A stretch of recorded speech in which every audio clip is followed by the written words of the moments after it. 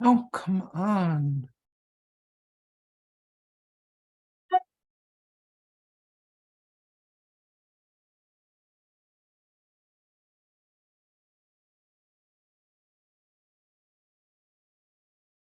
Hello, Joe.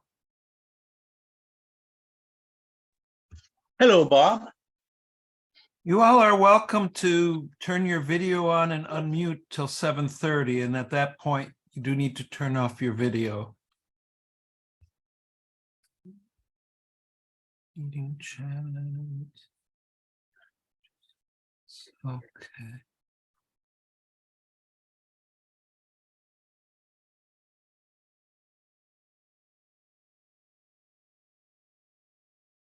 Turn the recording on. We just want to give another moment to let a few more people on, and then I think we're going to start. Hi, Carl. We had luck. We finally got through to TriMet like 2 days ago. Okay. Through I your was just going to contact. ask. So, all right, we are going to start. I'm going to mute everybody. And at this time, I'd like to ask everyone to turn off your videos so that we have no interruption in the bandwidth for our speaker tonight. I will be letting a few more people in. I'd like to welcome everyone to the December 2022 meeting of the Electric Railroaders Association. This is our last meeting for 2022. Our next meeting will be Friday, January 20th. Our speaker will be Jack May, who will be giving a wonderful he always gives a wonderful program on European systems, but there'll be more information coming out as that unfolds. David, I also muted you as well, but you should unmute and turn your video on. That's David Wilson, our speaker. I will be introducing David in just a second. Make a few announcements. We are in approaching the end of year. You all have gotten your renewal notices. We've had a very good uptake of renewals for 2023. Keep it up. We've also gotten donations. We really appreciate the donations. Both can be done online. Donations can be done at erausa.org/donate. We appreciate all donations, and you can also renew your membership online. Mike, I see you're unmuted. Is there anything you want to say? I just want to make one point. LRTA is about to close their 2023 subscription books because they're producing the January issue as we speak. Hopefully, you'll get a January issue with a bill from them. But we asked you to renew by November 30th. About 40 people who had LRTA subscription have not renewed. So if you are one of them, we'd appreciate a renewal as soon as possible. Okay. All right. Let's see, anything else? Are there any other announcements? George Bulow earlier made an announcement. There's a tour of the Hoboken Waterfront, I believe is at 11 a.m., 100 Sinatra Drive. He is one of the people in the participants. If you have questions, you can certainly direct message him. Okay. Before I introduce David, I just want to point out that we do have a chat thread going. During the we do not allow people to ask the speaker questions directly. What I ask you to do,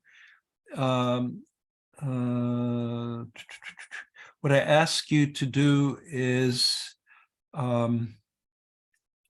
put your questions in the chat. As we get to a pause, I will try to combine your questions and ask David questions. In a lot of cases, since this is local material, one or more of the other members may be able to answer your question, but keep your questions in the chat.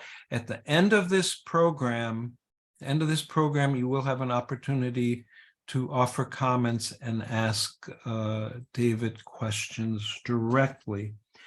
If there are no other announcements, I am now going to introduce our speaker tonight, which is David Wilson. His presentation is called Hudson Waterfront Redeemed. It will trace the redemption, reinvention, rebirth of rail services, bringing passengers to, under, and along the Hudson River waterfront following decades of decline. As you know, he made a presentation a year ago,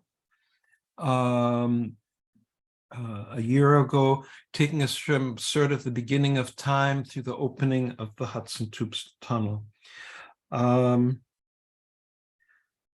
Public agencies and private service providers in cooperation with real estate developers have created and implemented a new vision for the Hudson River waterfront, especially Jersey City, as well as implementing new combinations of services to connect New Jersey communities with downtown, Midtown Manhattan. We will learn about the process of consolidation, coordination, and revitalization of the various previously separate and independent rail transportation services, the formation of Path New Jersey Transit, New York Waterway, and how they each have contributed to the repurposing and revitalization of Jersey City, Hoboken, Weehawken, Newark, and the surrounding area. No small task. David Wilson has been writing, observing, documenting, and loving railroads and public transit for nearly 60 years. But you're only 39, David. He began touring transit systems in his teens, including his first visit to New York, Hoboken, and Newark when he was 17. He has since made numerous visits to Hoboken surrounding communities, received a BA, a Bachelor of Business Administration from Kent State, and Masters of Urban Planning and Policy from University of Illinois at Chicago, each with a focus on transportation. 2015, he's retired from his 48-year career in transportation management, having worked in marketing for 4 railroads and finishing his career as a bus route planner for Chicago Transit Authority. He has since authored a book and various articles on transportation history in Chicago and gave numerous presentations on various aspects of transportation history and operations. And with that, let me just give access to David. And David, it is all yours. Please give your undivided attention to David Wilson. David, take it away. Thank you. That was quite an introduction. I think that was a program unto itself. A couple of housekeeping items. Well, first thing I'm going to share screen, and I guess I have permission to do that. Yes. I also just want to mention that the intermission is going to be at Montclair University Station tonight. So when we get to Montclair University Station, I'd ask you, Bob, or somebody else to just, if I forget, say, "Oh, wait a minute, we're at Montclair University. We gotta stop here." Or people can send a reminder on the chat. Yep. Yes, absolutely. So okay. So first of all, kind of get myself going here. Okay.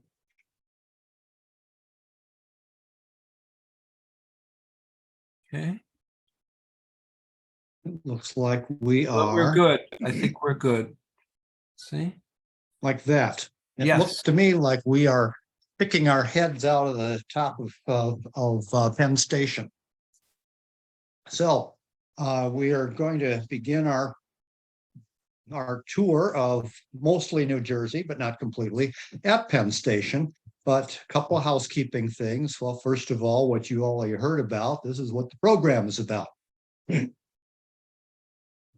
A few acknowledgments along the way. These are just some. I will have acknowledgments associated with the individual photographs, including my last minute outreach to help to Andrew Lodasi, that I didn't really quite grasp the concept of the Bayonne scoot as a little thing that was going on in the midst of everything else. So thank you, Andrew, for pulling my bacon out of the fire at the last minute about that. So I want to start out by saying, it's a tough job to research these programs. I had to sit at the Texas, I think it's the Texas Steakhouse or something across from the PATH station in Hoboken and sip my beer and watch the passengers. This is two of those in particular in the background, getting off the train and at the end of the rush hour while I contemplated all of the transit things that were happening all around me. So our story begins with the Lincoln Tunnel. Many of you have seen the previous program where I went through and talked about, well, how did railroads and transit system come to be on the waterfront in the first place? And I took it really through the development and then the early decline aspect. But this, I kind of put the marker in the ground for the beginning of the decline, in the sense that Lincoln and Holland tunnels and the George Washington Bridge in the 1920s and 30s allowed for automobile access to and from Manhattan. But really what they were just part of a whole package of trends that was not favorable to public transit, especially public transit trying to be financed by private companies.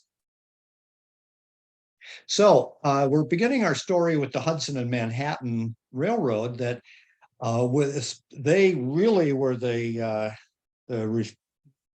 bore the brunt of the changes wrought by the openings of the bridges and the tunnels, experiencing a precipitous ridership decline, particularly in off-peak hours, which left the H&M in this difficult position of having to maintain all of the infrastructure for peak period, but with only 20 hours a week, generating robust fare box revenue. So H&M hung along as long as they did, but they then sunk into bankruptcy in 1954, and actually for several decades. Infrastructure improvements had been minimal, and that's going to be a theme that we're going to see through the first half of this program. So the first thing that really was maybe a breath of fresh air was the introduction of the K cars in about 1957 or so. It carries a Pennsylvania Railroad logo on it, and there was a relationship that I'm not prepared to describe right here, right now. But there was a kind of a joint operation going on, and I believe the PRR provided the financing for these. For 20 of them were owned by Hudson and Manhattan, and the other 30 by PRR. So by the end of the 1950s, it was evident that the PATH could not be reorganized as a for-profit company. And at that point, a deal was struck by the Port Authority of New York and New Jersey. They wanted the land on which the Hudson Terminal building was occupying for the World Trade Center, the late great World Trade Center.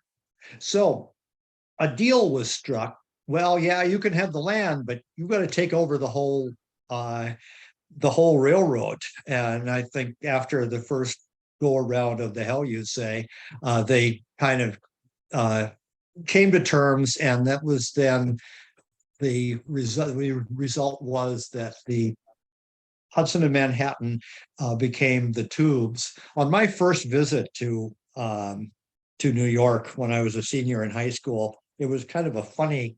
I got a real lesson in branding, because it was still not very long after the takeover. It'd been about 3 years, and I got off the train in Penn Station, and I wanted to go directly to New Jersey because I wanted to see especially the New York City subway. So I asked directions, and I said, "Can you direct me to the PATH trains? PATH. Oh, you mean the H&M? Yeah. You go down this corridor and go this way and that." So I get a little farther and I ask somebody, well, can you direct me to the H&M train? H&M, what do you mean by that? Oh, the tubes. Yeah. You go down here and you go to the tubes. So I get almost there. Is this where I get the tubes? What's the tubes? Oh, you mean path? So it was still somewhat of a branding issue for a while, for several years. But the good news was I got there. So Path then provided public money, and for the first time in a long time, there was infrastructure improvement, and that actually Path took over on September the 1st of 1962. By 1965, they took delivery on the first 160 PA1 cars from St. Louis Car Company. I should have mentioned that the K cars back in the late 50s were the first rapid transit cars in North America and maybe the world that had factory installed air conditioning. Anyway, Path. So Path modernized the fleet. They retired all the old cars, retaining some of them for work service, and then over the years have implemented all kinds of infrastructure improvements, including the brand new shop out in the vicinity of where the old Manhattan Transfer PRR station had been back decades earlier. There's a little story about this. This is a picture at Exchange Place underneath where the PRR used to have its Hudson Waterfront Terminal. You'd need to know Tom Hickey. Tom Hickey, I think he's a Virginia Railway Express executive now, but he's kind of a delightfully larger than life personality. And anytime there are any pictures that are taken on Path, everybody asks, well, did you get arrested? Well, no, I didn't get arrested. I was there on a group. What was the multimodal, the multimodal task force of American Transportation Association, American Public Transportation Association. Hickey would do these tours. They were like a giant fan trip where we would ride as many different things as we could in one day. And we had actually a 2-day tour of New York, one on Long Island and the east side of town, and then the second day on New Jersey. So he had made arrangements with the big cheese of Path, whoever that was, he said, we're coming as a group. We are professionals. We're going to have cameras. We're going to be taking pictures. Well, nobody told the station manager at this is an Exchange Place that was at Newport, and this guy was, you can't take pictures. You can't take pictures. You can't take pictures. I'm going to have you arrested. And Tom Hickey said, oh my goodness, we had made arrangements, but I guess it didn't get back to you. And so what the guy standing there, he said, he turned to our group and he said, the station manager has just told us to take as many pictures as we possibly can. And this guy is just standing there, just having a hissy fit over this. But what can you do with a whole group here running around? I guess you can't arrest us all. So anyway, getting back to Path. Path has had its moments. One of them was the destruction of the World Trade Center on September 11th, 2001. It happened to be my 52nd birthday. But there were these cars that were trapped down there, and the station, of course, was out of service. One of these cars is at the Shoreline Trolley Museum. So on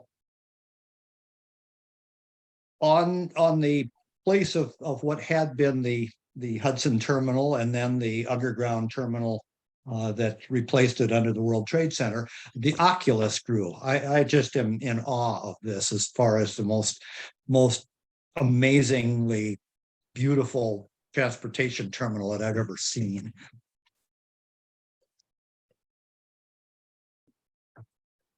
So Path has just kind of evolved as one of the groups that started in bankruptcy and now has experienced its redemption and rebirth. Bob, one of you had described to me what the circumstance was. I think this was some kind of a train days or something, that a PATH train would appear in the at the Hoboken terminal. But I included this just because it's such an amazing picture of this car completely out of context. Yes. As an example of what happens when you modernize transit systems, this is a picture that I took back in the 1990s. One of the great things about having my job as the director of intermodal marketing for Wisconsin Central Railroad is that because I was in intermodal, my customers were freight forwarders and steamship lines all over the country, including New York. And so I had to make multiple trips to New York each year. And the airlines gave you special reductions on fares if you would stay over the weekend. Oh, poor me. You mean that I'm on company time and I have to stay over the weekend? Well, I made good use of that. And this is one of the pictures that I took on my various forays. I did actually make all of my calls and whatnot. So Harrison, New Jersey was just this little place that was out there. Here's what the context, well, this is what it looked like after it's been redone. But the context of this, oh, I love this building. It used to be right next to the station. A nice Jewish boy moving in storage, and the telephone number is 1-800-NICE-BOY. Well, unfortunately, that did not survive the urban renewal that took place in conjunction with the rebuilding of the station. This is what some of the rest of the neighborhood looked like. Right around the Harrison station. But this is what it looks like now. And so this is what it looks like now. The place, I've not actually been there to see it. It's something I've looked at online, but it's indicative of what happens when you put money into the transit system. It causes the whole community to blossom. So we'll move on from past to the Delaware, Lackawanna, and Western, or before that, the Morris and Essex. Like Hudson and Manhattan, the regional rail network had suffered from stagnation in new investment for decades. The DL&W was quite progressive in 1930 and 31 when they electrified the Morris and Essex division to Montclair, Gladstone, and Dover. At the time, the company was flush with cash from anthracite coal business and the vast amount of merchandise traffic flowing westward from the New York, New Jersey terminal complex. But time wasn't kind to the DL&W. They had, I should back up and say, there was the Morris and Essex division. There was also the Boonton line that was steam powered with these open platform coaches. Well, it might have been progressive in 1930 and 31, but time kind of froze. And so there was the Lackawanna still using its same equipment decades and decades later. Likewise, the nearby Erie was still using the Stillwell cars that they had gotten way back when they were flush with money, even though the Erie probably spent most of their flush with money cash paying off the enormous debt that plagued the company. But nonetheless, that's another story. In the late 1950s, they were both in really, really tough shape. The suburban services were losing heaps and piles of money, and it was something was going to have to happen. This is a map from Trains magazine from the about 1967 that shows the various routes. The ones in the kind of browny tanny thing are the ones that are in operation. There are some that you'll see here, like the the northern branch that was still in operation in the late 1950s, but in light of the huge losses, the two companies were both looking to economize. The Erie discontinued service on that one entirely in 1966 or 67. Likewise, there was the Greenwood Lakes branch that went up that way. I'm showing this map because one of the first things that happened to start the process of bringing it from what it had been to what it is was the merger of the DL&W and the Erie in 1960. And one of the first things that happened, I'm going to jump ahead and jump back. The Lackawanna had two routes out of town. There was the Morrison Essex, what they called the main line, that came down along the more southerly route here through Newark and out to Summit, where the Gladstone branch went off. There's another one went to Montclair, and then the main line, the electrified main line, came up to Dover. The other one that went up through Patterson was the non-electrified route. So now I'm going to go back for a moment. Early on, right, almost at the beginning when they merged, one of the things that they did, the old Lackawanna line came up through Passaic, up to or through Patterson, and then went straight across to Mountain View and then on like that. Well, that was severed because the new Erie Lackawanna then combined the Greenwood Lake branch with the outer part of the Boonton branch, allowing the discontinuance of the section in between. But ironically, what happened to the route of the right-of-way? Well, it became an interstate highway. So yes, it wound up being a little bit of a hollow economy in a way of speaking. But it was the beginning of a rationalization of the system. So as you can see here, there was quite a robust service. This is only showing the some of the schedules that the Lackawanna was running. But it did offer this opportunity to coordinate and economize on service, but that wasn't going to be enough. I need to back up now for a moment. Things about I love some statistics here. In 1959, the DL&W was in tough enough shape. They threatened to discontinue all suburban services unless subsidies or tax relief was in order. New Jersey, many of us who are familiar with the history of railroads in New Jersey know that New Jersey was legendary for how much they, not just a state, but various municipalities charged the railroads in especially real estate taxes, property taxes.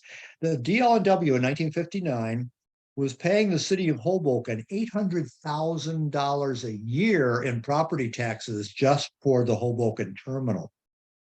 So despite making deep cuts in off-peak services and receiving subsidies, in 1963, the EL still lost $4.5 million on suburban services, and the estimated deficit for 1965 was going to be $12 million, or I guess it was $12 million.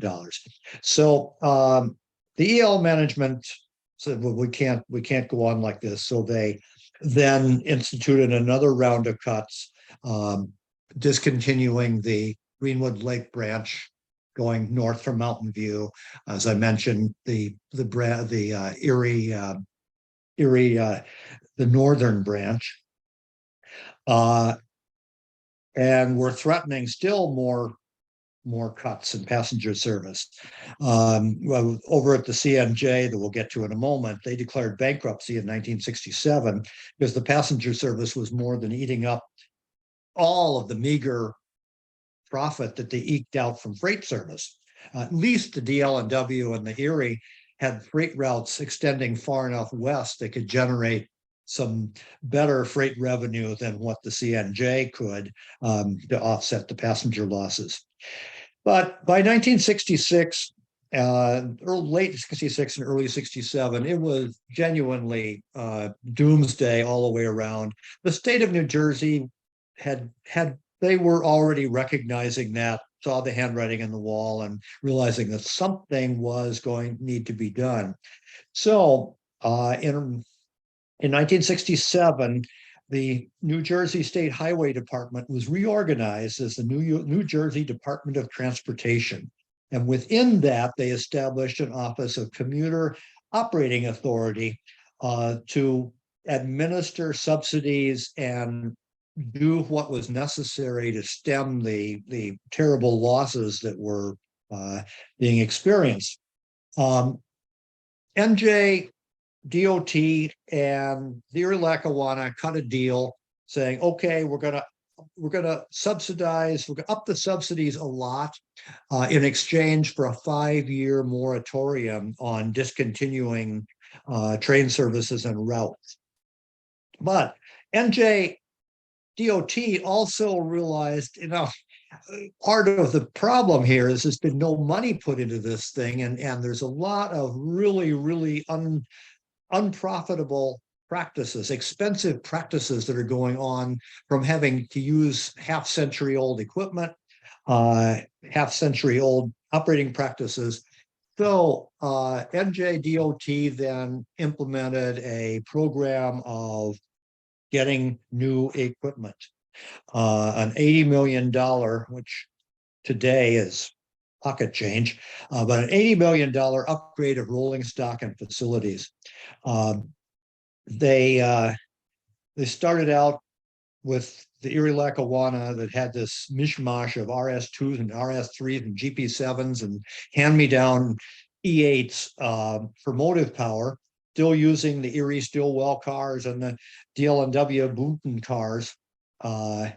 So they financed these equipment upgrades. These U34CHs were intentionally delivered in a completely different paint job so that they wouldn't just find their way into the Erie locomotive or the Erie-Lackawanna locomotive fleet in general.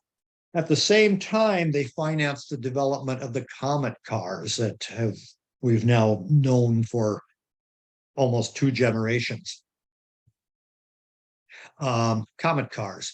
So with the introduction of Comet cars, they could introduce push-pull operations and do away with the costly and time-consuming turning of trains and engines. So away we went with this new equipment on the Erie-Lackawanna. At that time, they made the plan to demolish the Hoboken terminal. That some way, somehow, we want to reroute the Morris and Essex trains into Penn Station. Never mind that the Morris and Essex trains run on DC power and Penn Station is AC power.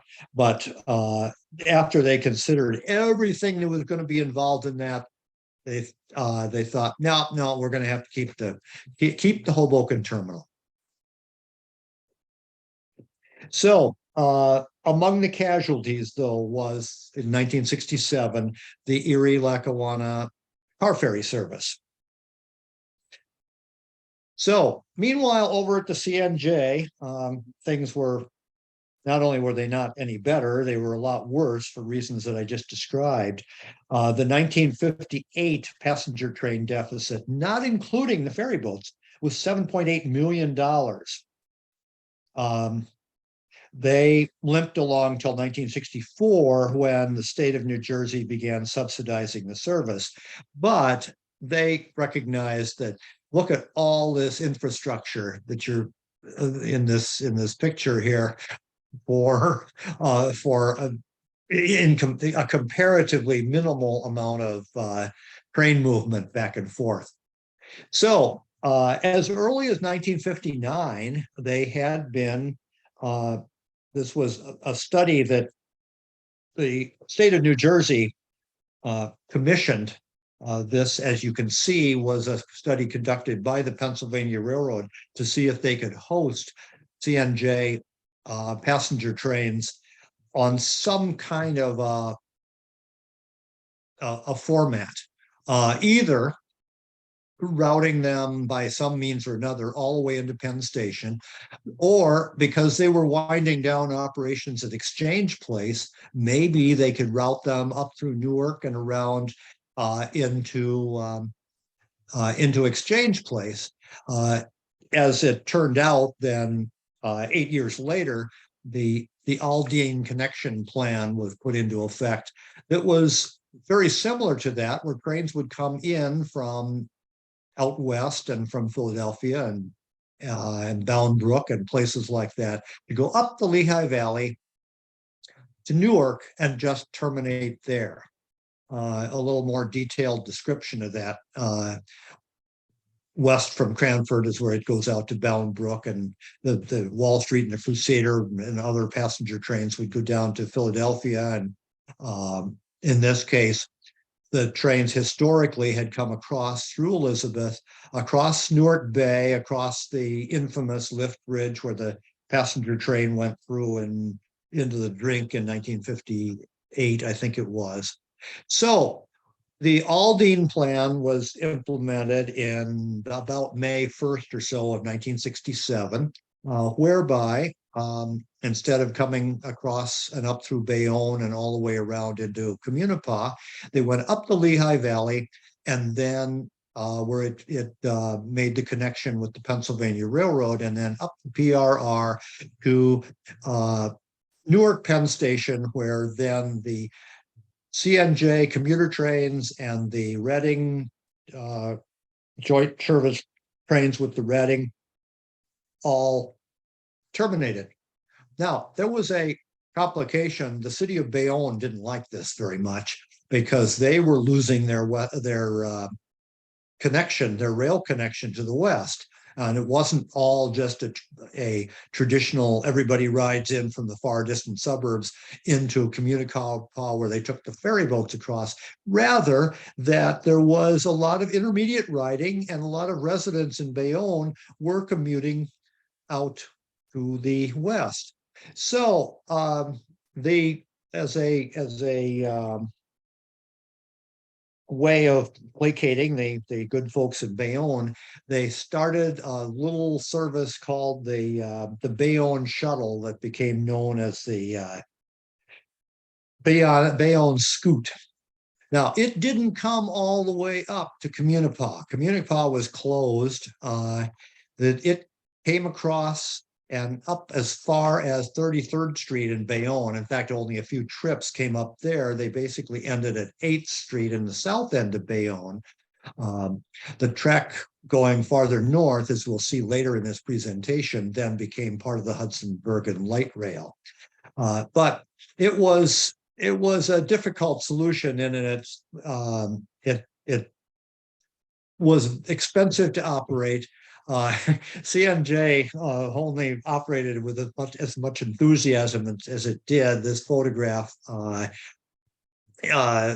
reflects the passenger complaints that the cars were absolutely filthy, that you could hardly see out the windows after a while. But they operated a bare bones schedule that you can see right here. As I mentioned, only 3 trips in the morning and 3 trips in the afternoon actually made it up to 33rd Street, 4 trips in the afternoon. That it was, okay, we're going to do this as long as we need to. It actually, starting in 1967, it lasted until 1978. So, state of New Jersey also, like with the Erie-Lackawanna, they provided rolling stock in the form of these GP40Ps. This whole program was started in 1967 when that deal was struck, and in 1968, a lot of this new rolling stock began to appear on the property. It's got its little extended part there, the P part as many of you probably know, was because you extended the frame a little bit so you could include the steam generator in the back. Otherwise, it would have been a pretty much stock GP40. So it was with the CNJ. Communipaw closed as I mentioned, in about the beginning of May of 1967, but it wasn't Communipaw's last hurrah. On August the 7th of 1967, the depot for a short time bustled with activity because Funny Girl was filmed at that station. And I'll mention something that a friend of mine pointed out about Funny Girl all those years ago, unrelated to what we're talking about here. That when Barbara Streisand, with the flowers and the suitcase and all that stuff that she was grabbing, she went and jumped onto this ferry boat and rowed across the harbor. It was a New York Central ferry boat. The New York Central ferry boat it had its New York Central logo with its Perlman era jade green, completely historically incorrect for the time that Fanny Bryce would have ridden on the ferry boat. But that's just an aside. But in fact, after Funny Girl, the camera crews left town, the terminal fell into complete disuse and was effectively abandoned until the mid 1970s, when it was redeveloped as the Liberty State Park, and where they have. I'm going to tell you knowledgeably about this. I haven't been there, but I'm going to tell you knowledgeably that it was redeveloped with a lovingly preserved gate structure. I wonder what's going to happen over the years, if the state park is going to maintain all these train sheds behind that, or just what. But I guess we are just going to have to hang around to see what happens there. Anyway, it got redeveloped as the Liberty State Park. This another thing that I just call attention to. So here you have the terminal and you got those buses, but they're not V&O connection buses that met the trains all those years ago.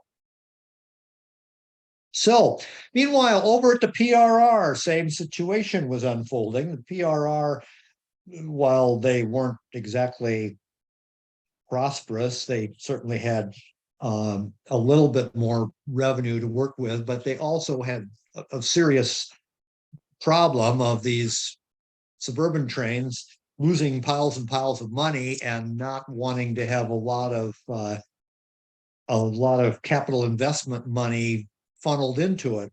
So these MP54s that dated from sometime around 1910 to 1915, that basically went all the way back to the original New York electrification, when the Manhattan Transfer was an active station. These cars had been in service now for about 50 years. PRR knew that they were old and somewhat decrepit, but they didn't have capital investment money floating around. So they rebuilt them in the early 1950s to give them a little bit more of a life, but they were simply getting to be old and feeble by the late 1960s. So once again, with the state of New Jersey understanding that private money was not going to bring about new rolling stock and infrastructure, the Jersey Aero cars were then acquired. This is at Elizabeth, New Jersey, including the PJ&B, Princeton Junction and back. A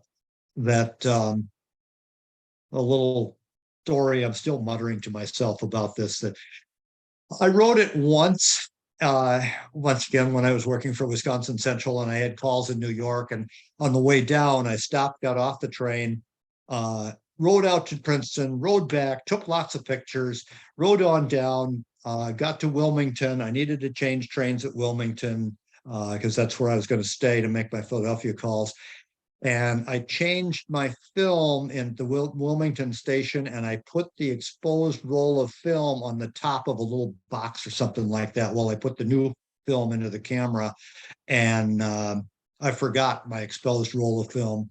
So I don't have any pictures of the PJ&B other than this one, which was long into the digital age. But I'm still lamenting losing that roll of film, and I still have not been able to write it back. I was there a year ago, and I wrote out with the intention of writing it. And instead of what happened, instead of getting to write it, I think an odd bleed through here. Instead of getting to write it, I didn't understand the NJ Transit cars. They've got these complex vestibules with 2 sets of doors. And I stood in the vestibule at Princeton Junction ready for the door to open, and the door never opened, and the other one did. But I wasn't quick enough on the draw, and the door shut, and I wound up having to ride down to Trenton. Well, now I don't have enough time anymore. So I still haven't ridden the darn thing or re-photographed it. So I'm still annoyed about losing that roll of film. But we've all got our stories of field rail fanning when things didn't work out quite right. Anyway, so that was the PRR. In the meantime, then, as the 1960s drew to a close and the 1970s began, we saw the wind down of privately operated passenger services, and Amtrak took over. This is not in the New York area. I don't have any pictures of early Amtrak in the New York area, so I substitute this one from the Bush River Bridge in 1978, the Southern Crescent coming up the way. By that time, I was a witness in regulatory hearings for Southern Railway, so I got to see my own company's train just on somebody else's track. So Amtrak took over many, but not all of the passenger services. I still have to giggle about this one. This was a picture I took in 2010 on one of those Tom Hickey multimodal tours. I'm guessing this sign is gone now, but in 2010, it dutifully told you that Amtrak, Penn Central, and Reading trains are here, and the what was it? Does it even say Jersey? Well, CNJ mainline trains. The point being that when Amtrak took over, the CNJ Reading joint service to Philadelphia continued as a non-Amtrak operation. And that lasted, he looks at his notes. I turned the pages too fast. Well, it lasted for a while, and the problem was that the time was going to come. They weren't going to be able to continue to operate into Reading Terminal because SEPTA was in the midst of building the through the tunnel through Center City.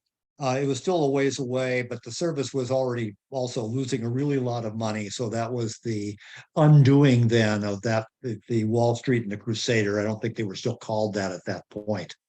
Anyway, that was followed then in 1976, as we all know, by the turning many of these, the Lackawanna and the Erie and the CNJ and the Reading and all these guys into a Consolidated Rail Corporation. Consolidated Rail, it didn't change anything with respect to the non-Amtrak services. That Conrail still ran all this stuff. And that it was subsidized, but that time ran out with the Northeast. I've lost a page of notes here, so I'm kind of having to wing it a little bit. The Northeast basically Conrail, they were trying to put Conrail on a profitable basis, and Conrail went to the feds and said, hey, look, guys, one of the big problems is we have to operate all these passenger services, and yes, we get subsidies, but it ain't enough. And so the Northeast Rail Act of, I think it was 1981, said, okay, as of, I think, January 1st, 1983, Conrail will no longer operate these. So whoever you are, whether you're out here in Chicago with a little Valparaiso train or Washington, D.C. or wherever they were, is not going to be Conrail anymore. You better think of something. And NJ Transit was just freshly becoming NJ Transit. In the latter part of, in the latter years of the 1970s, 76, 77, 78, there a whole lot of things happened. Really bad weather emergencies. Never mind that we used to have a little sign when I worked at the CNNW Service Bureau that said using winter as an excuse is just another snow job. But in fact, running a railroad in the winter is a difficult thing to do. They had major service failures. They had service failures because even though they had brought in some new equipment, there was a lot of old equipment, many things created huge public dissatisfaction with the services as they were structured. And the New Jersey governor, feeling the heat, said, we are going to, we're going to have to think of something new. And so they turned the New Jersey Department of Transportation. They established a reorganization where they started the New Jersey Transit. New Jersey Transit rather promptly took over the services of the Transport of New Jersey, which had been the suburban, I mean, the surface, the buses that replaced the streetcars.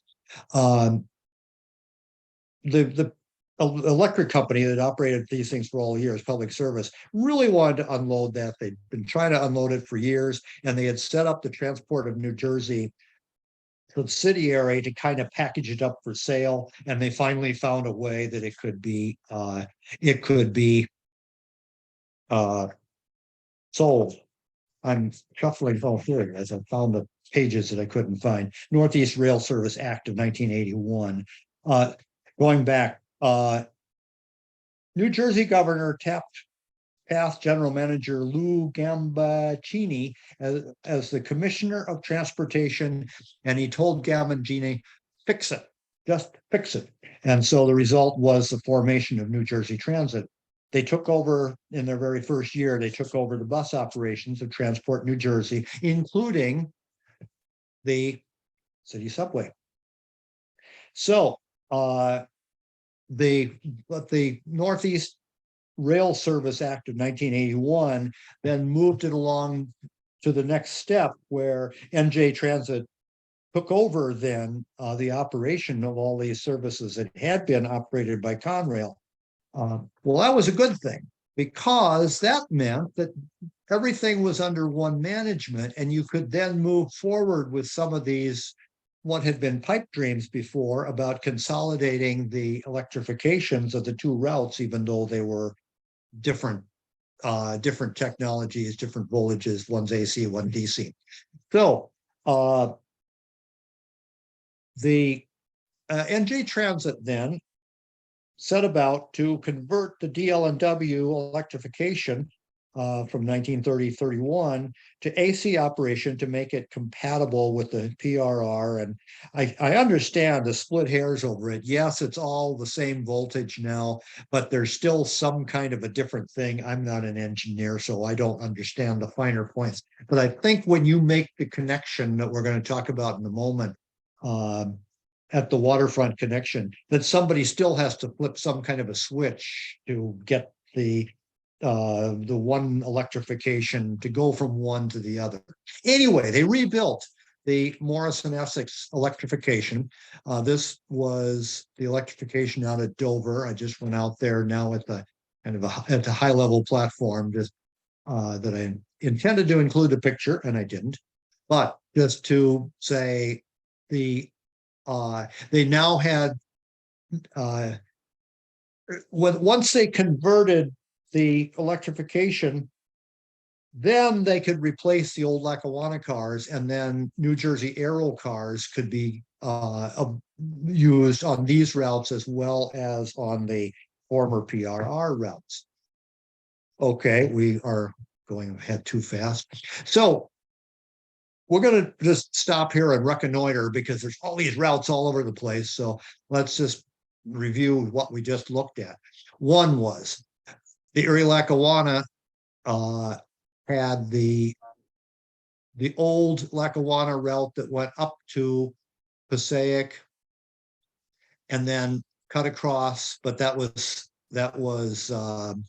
severed. And then the trains to Boonton were going out the Erie route up past Montclair and then up to Mountain View and then rejoining the old DL&W. The northern branch was no longer there anymore. Well, I mean, it was there, but it wasn't, there was no more passenger service. The CNJ, as we talked about, used to come in and come across the bridge and came up through Bayonne up to Communipaw. Now it came up the former Lehigh Valley and into Newark. So one by one, these had been individually changed, but they were still basically separate services.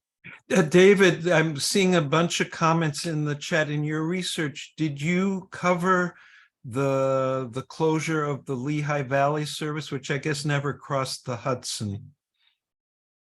Never crossed the Hudson. I had dealt You outline it here on your map with your cursor, just so we have I certainly can do that. The LV, the LV was a remarkably insignificant, comparatively insignificant passenger train operator in New York over the years. I mean, they had their famous trains like the Black Diamond and stuff, but they came up from the lower left here, and I've got to follow this carefully here, across past Oak Island Yard, then across to Bayonne, and they paralleled the CNJ up and had a separate little station at different times next to the Communipaw station. For a while in World War I, if I remember right, the LV was compelled to route their trains into Penn Station. That relationship ended. I think it ended, and now I can't remember, other than there really wasn't any significant suburban services. If I remember, there was just one train that pretended to be a rush hour local train. I don't know if they sold commutation tickets or anything like that. Mike mentioned a gas electric car, and I guess the question was why they were able to abandon service so much earlier, but maybe because they were such a small, insignificant service, they really were below the radar. But we have a lot of people from the New York, New Jersey area. Please feel free to comment in the chat to George's question. We're doing a sort of crowdsourcing here. So, that's a good thing. You know, I'm a hayseed from out in Chicago. And so I'm talking to New Yorkers about your own neighborhood, and it may be that I welcome any kind of corrections to make sure that we've provided you with an accurate story. As much as anything, I'm a storyteller as much as being a technician. So, so we had all of this going on. But now NJ Transit had the opportunity, because it's all under one umbrella, to say, well, how can we really redesign this? And the first thing that happened was the Hoboken terminal went back on the block as far as when I say the chopping block, it was once again threatened. Well, now we've got the opportunity to consolidate the electrifications so we can run all the trains into Penn Station. Well, they rapidly realized that they didn't have the capacity to do so, and it would require another under the Hudson tube, and we're still arguing about that however many decades later. But there was a time when it appeared that the venerable Lackawanna Hudson terminal was threatened with demolition. They wouldn't have been able to completely end service there because the diesel services still came down there. They could not funnel those in to the Penn routes, partly because they weren't electrified, and second because they met at such a funny angle that it just wasn't going to happen. So instead, MJT reversed themselves, and we are going to re-emphasize Hoboken as a major hub. And I am so glad they did. This is one of my favorite train stations anywhere. And I just, all the times that I've been coming there now for almost 60 years, it's never been any less elegant. It's just a nice place. So one of the things, there's this chain, Hudson News. We have Hudson News out in Chicago, but at this time it's really appropriate because it really is Hudson News. Anyway, so it was re-emphasized as a terminal, but if you're going to re-emphasize as a terminal and you have this opportunity to consolidate or to coordinate services, what can we do? And this gave rise to the coordination efforts where they started redoing the infrastructure. In 1991, they opened the waterfront connection, describing here, namely to be able to run trains off the former PRR routes into Hoboken Terminal. Then, I'm going to back up. I've screwed up my notes here. The Kearney connection was opened in 1996 so that you could run former Morrison Essex trains into Penn Station, and it gave rise to the service branded as Midtown Direct. So with the combination of waterfront that was opened in 1991 and Kearney in 1996, you now had a universal mix and match arrangement that, in a way, it kind of recreated the old I'm having a brain flash here, Manhattan Transfer, in that you had a mix and match out there in the Jersey Meadowlands, except with Manhattan Transfer, the trains stopped and people got off and on. Now you have a Manhattan Transfer that the trains just go to the different places without people having to get on and off. So then the next thing that happened in 2003, in order to accommodate the people coming from the old steam and diesel Erie routes from the north, I'm taking note that this map misspells Secaucus Junction, but those things happen. By putting up this new station in the middle of the Meadowlands, you could now accommodate the people coming down from the former Erie routes, more northerly places. They can get off the train at this station, go the escalator to the Northeast Corridor, and still get into Penn Station. The idea here is that you have people going to Midtown to their jobs, and you have people going to downtown to their jobs. But the way things had been, you basically had to take whatever service you had, get over to Manhattan, and then have a subway ride go this way or that way. And this way you could provide passengers with direct service to the exact place in Manhattan that they really wanted to get to. Secaucus Transfer, I think, is a pretty amazing place. One of my favorite things about it is their nod to history that doesn't involve the routes that operate there, but they celebrate the former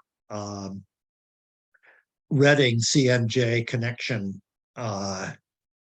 This must be crossing the Delaware River at Philadelphia.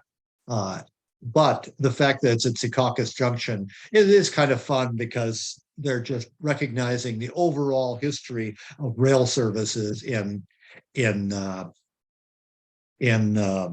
northern New Jersey. So this is what it looks like at the Northeast Corridor, the upper level, waiting for the train to come into Midtown. So with those in place, the Kearny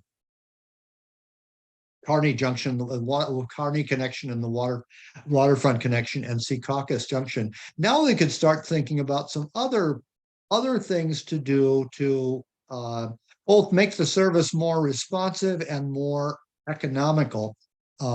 Ever since the Erie-Lackawanna merger, as I described, first the trains to Boonton came up through Passaic and then went across to Mountain View. Then they came up on the Erie Greenwood Lake branch. These stations along here were somewhat lightly patronized. It was an unfortunate thing for the people right down here on the west side of the Passaic River, because one of the economies that the Erie had done in the 1960s had eliminated the route from Newark going up to Passaic, or to Patterson, I mean. And so that station was closed, and now their other station was going to be closed as well. But nonetheless, it was decided, we've got the former Morrison Essex electrified DLW route up to Montclair, and is right next to the Erie.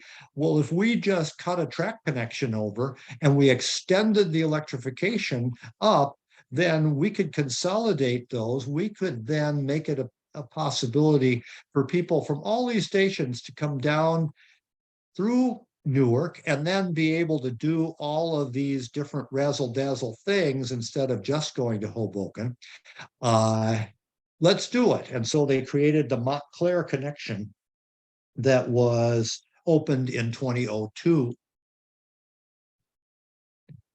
which then, as a result, they extended, as I say, the electrification up to Montclair University, where it's diesel powered beyond. And I'll just say right now, and when we get down a little bit farther, I'll talk about the evolution of motive power. But one of you now is going to remind me what we're going to do when we get to the Montclair University station. What are we going to do? Silence. Take a break. Take a break.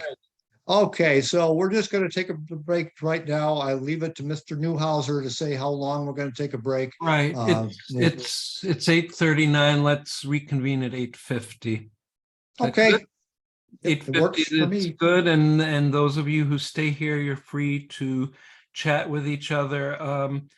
David, I might suggest you really inspired a lot of discussion, not so much questions, but interesting topics of other lines that never crossed into New York, but were of interest. I think you may want to capture all this when in the recording and write an article or a book based on all your combined presentations. But with that, let's take a break and we'll come back. All right. Okay, I'll see you in however many, 11 minutes. Yes, 10 minutes. All right. Yep. Okay. Yeah. Very good.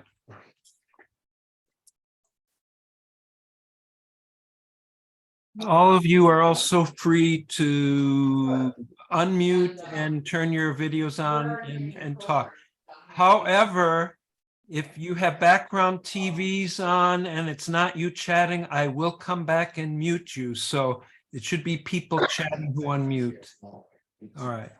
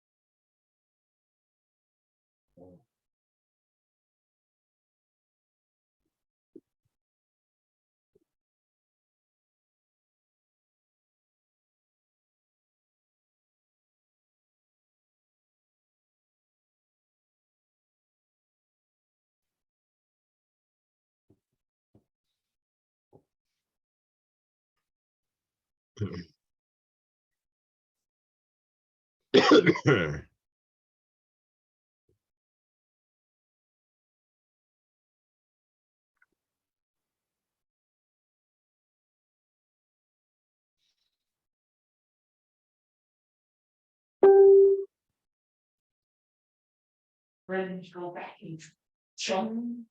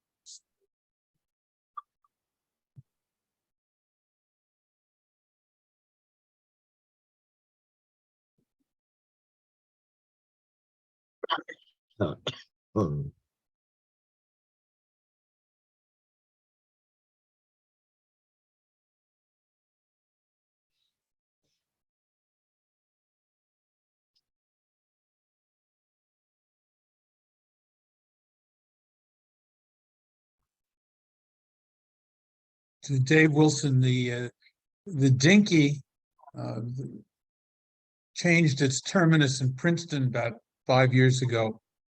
Actually, maybe more than that, when the former governor was there, because Princeton wanted to make another building, so they put the station farther away from the campus in downtown.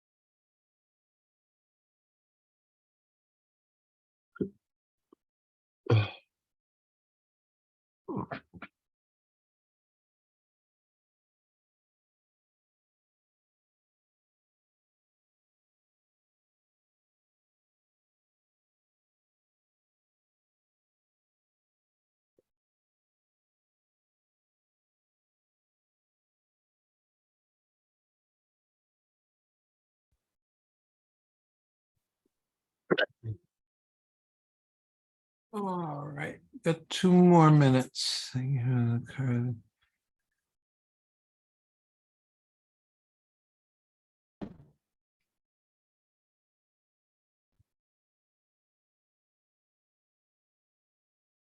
the comments are pretty interesting. Not so many questions per se, but reminiscences and comments of what people remember. Oh, good.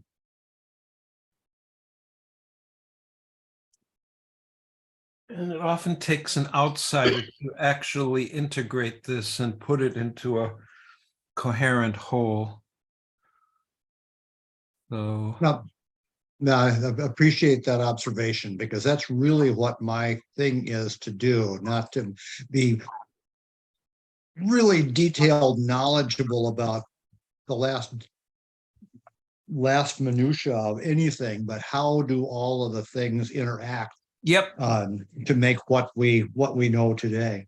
yep. I couldn't agree more. So you know what? I think you can go ahead and start. I mean, it's almost 8:50. So why don't you go ahead and forge forward? And All right. everyone, please turn your videos off, or I'm going to go and turn them off for you. But go ahead, David. All right. So we can reboard our train at Montclair State University. Well, we're going to shift gears here now, and we've talked about geography, but we're going to take a little bit of time to talk about rolling stock. And so I am going to see why my picture isn't advancing, but it is. In the beginning, God created the heavens and the earth. And having finished all of that, God created the GG1 with the help of the PRR and Raymond Loewy. These are near and dear to my heart, because when I was 3 years old, we lived in Newark, Delaware, pointedly being pronounced differently from Newark. And my father would take me down to the Pennsylvania Railroad and explain all of the all what there was to be explained, why there were 4 tracks and why these trains went this way and those trains went that way and all that stuff that a 3-year-old really wants to know. But more than anything else, it was these really amazing things that went by. And to me, they were the definition of what a locomotive was supposed to be. So I think many of us we had a touch of sadness when these went away. But I certainly especially did. And if I might just include one other personal anecdote. When I worked at Southern Railway, I still had family in Chicago, so I came back pretty regularly, even though I was working in Washington, D.C. And I was on the Amtrak train from St. Louis. I can't think what the name of it was, but it came across Pennsylvania and then it went down to Washington, D.C. instead of coming up to New York. And on this particular occasion, there was an engine change at Harrisburg, and I was out there taking pictures, and the engineer came up and said, "Hey, you want to ride in the cab?" Yep, sure do. And besides that, we were going to go down the port deposit line to get to Washington. It was not scheduled to go through Philadelphia. So we're all set. I'm ready to climb up, just ready to grab the grab irons to go up into the cab of a GG1 and actually ride in it and to go down the port road. And somebody showed up on the platform. I don't know if it was the station master or just what. And oops, why am I? Can't do it. Got to go back. So I didn't get to ride in the GG1, but I got that close. So I drowned my sorrows in the lounge car instead. But moving right along, the GG1s, not only did they provide the motive power for the intercity trains going beyond Trenton, I mean, the ones going to Trenton had the MP54s, but they provided the motive power going down the New York and Long Branch, what we now call the North Jersey Coast service. The last ones ran in 1983, and I'm still trying to work out this chronology in my head, even though I've spent some time assembling all this chronologically. But they were getting old, and they needed to do something. NJ Transit experimented briefly with using some E44 rectifiers that were moved over from PRR, Penn Central, Conrail freight service. That was an experiment that hardly lasted at all. But then they bought secondhand Amtrak E60s. The E60s, many of you might know the early history of the E60s.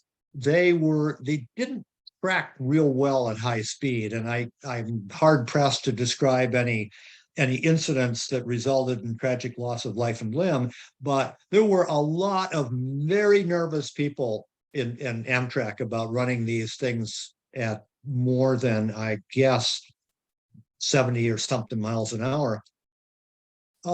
So Amtrak was by that time going to the AEM 7s, and these were then surplus. So NJ Transit used a few of those. NJ Transit wasn't much more enthusiastic about them than Amtrak had been, because NJ Transit out on the Northeast Corridor wanted to operate at a very high speed. But nonetheless, the E60s earned their place in NJ Transit history until the ALP 44s arrived in the early 1990s. The ALP 44s were basically a variation on the already well tested AEM 7s. So those served yeoman service for quite a number of years. But then the next evolution came along with ALP 45 DPs. I want to go back for a moment and talk about the Montclair connection being an example of something where you now had commuter trains that were running part of their journey with electric locomotives and part of their journey with diesel locomotives. And so it dictated then the development or the created the desire for a dual powered locomotive. And so same thing goes with the North Jersey Coast services, that while NJ Transit had extended the electrification, it still didn't go all the way down to Long Branch or wherever it goes to. I haven't paid much attention to it. But anyway, it was appropriate to have a more a dual powered locomotive. The second problem arose, you see in the background that these are multi-level cars, bi-level cars. A train load of these was a lot heavier than a train load of Comet cars. And it actually hastened the demise of the ALP 44s because they weren't as oomphy as what oomphy, that's by the way, a technical term in the engineering community, to be able to hoist a train of these. I mean, they could do it, but it did restrict the acceleration. And so it kind of hastened the need to find new motive power. So the ALP 45 DPs then have now come upon the scene.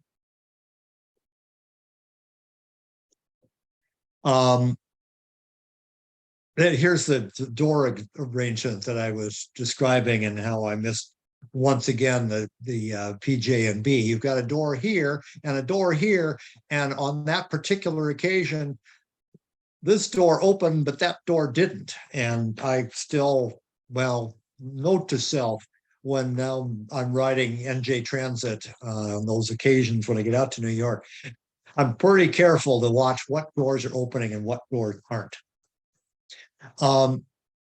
Threw this in just because I've seen this twice.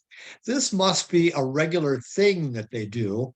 It's an equipment transfer train of some kind, and it's wonderful. I'm going to expand the screen a little bit here. It's what we called in the freight railroad a dog's breakfast. So you've got this. I guess this is a ALP D45 DP and one.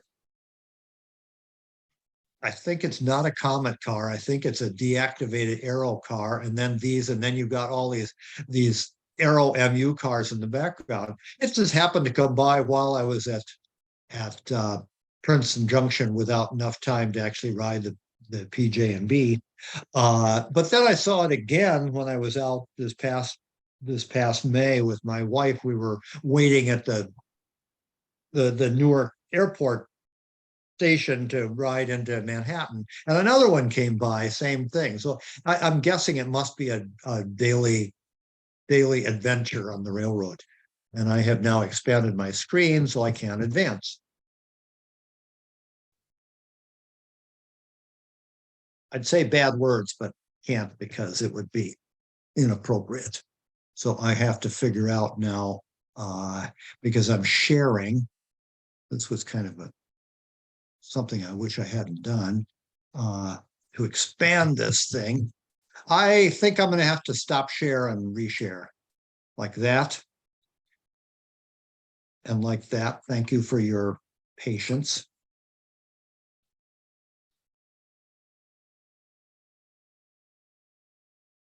We'll get you back to Princeton Junction in a moment.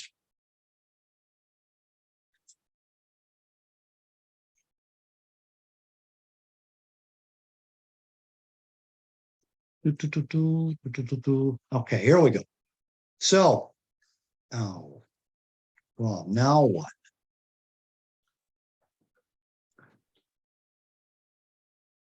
And let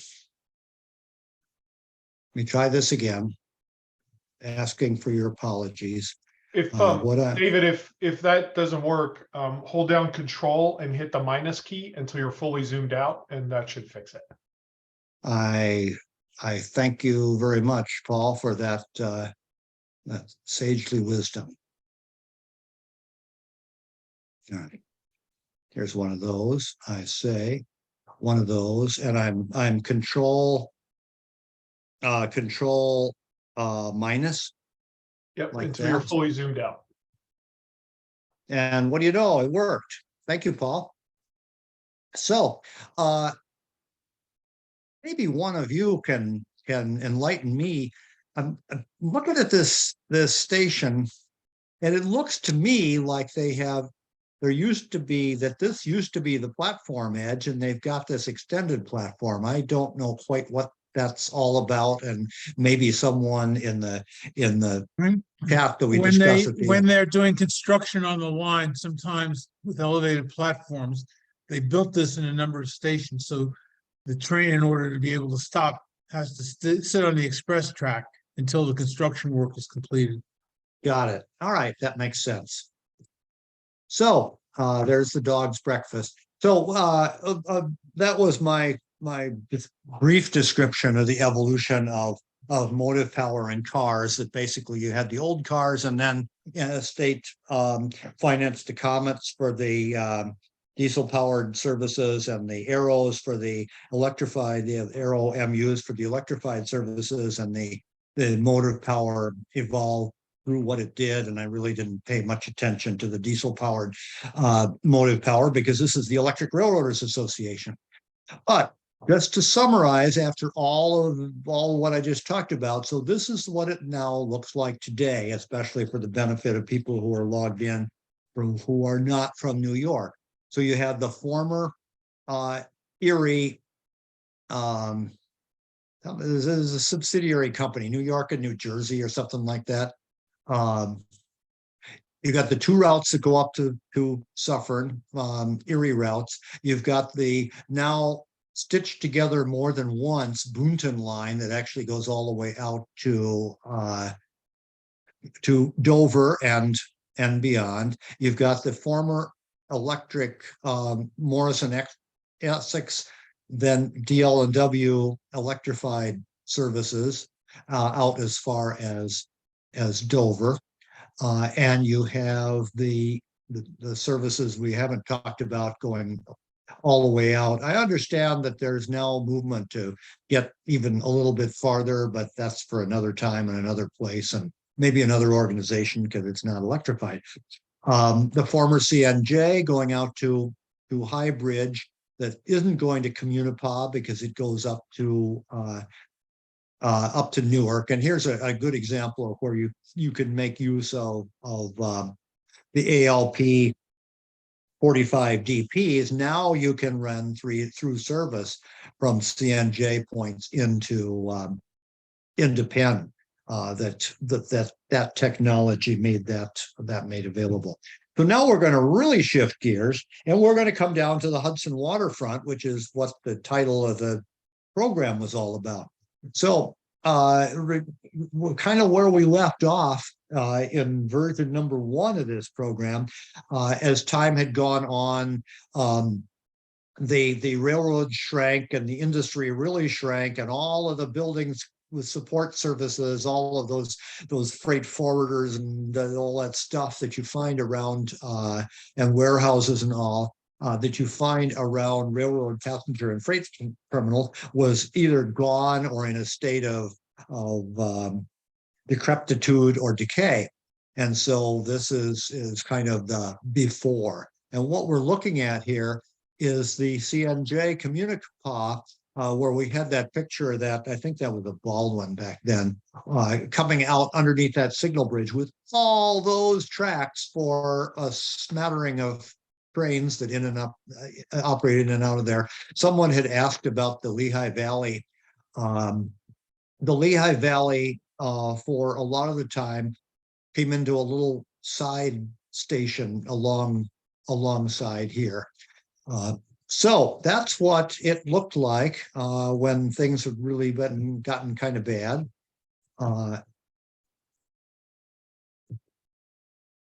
This is what it looked like in the ground. Yeah, there were really some buildings around, but it really wasn't exactly cutting edge.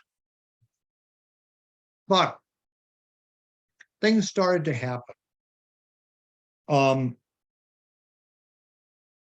Things happened slowly. Way back in the beginning of the 1960s, the Jersey City civic officials, their mamas didn't raise dumb kids. They saw what was going on. They saw the trend that they had all this stuff that was going on in the waterfront that wasn't going to be anymore, and they had to figure out what was the next thing to be done. I've come to now see cities as kind of like people who are employed. An employed person has a job to do and they get paid for it. And then their job disappears and they're unemployed and they have to figure out, well, what do I do now? I have to retool my skills. I have to do something completely different, which is how I wound up being in Mike Schiffer's mass transit technology class. But this is the same thing. The Hudson Waterfront was unemployed and it had to find a new job. So in 1962, the city of Jersey City and the state of New Jersey began a collaboration on what I would call a "what are we going to do about it" plan. And out of that inquiry came the Wall Street West concept. They saw that New York land values were going up and that there was an opportunity first to do back office operations. You got all of the fancy people with suits doing their financial stuff, but you've got all the green eye shade people, and even computerization was in early days. What would happen if we attracted back office operations over to offices in Jersey City? Well, they had a tiger by the tail, and I don't think they even completely realized it at the time. But real estate developers did. Real estate developers saw this, and they could pick up land at bargain basement prices, and they got a clean slate here. We are looking at more or less at